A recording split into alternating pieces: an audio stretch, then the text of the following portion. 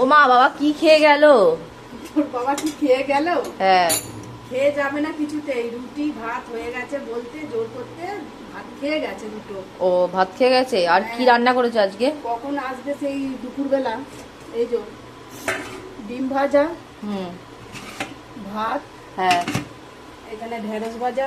তোর বাবাকে ডিম ভাজা ঢেঁড়স ভাজা দিয়ে ডাল দিয়ে ভাত দিয়েছি, খেয়ে গেছে। ও আর এখানে মুসুরির ডাল এজো। হ্যাঁ। আর এখানে ডালের বড়া কালকে ছিল, মানে বাটা ছিল ডাল, ও, বড়া করে আজকে পেঁয়াজ দিয়ে আলু দিয়ে একটু ঝাল করেছি।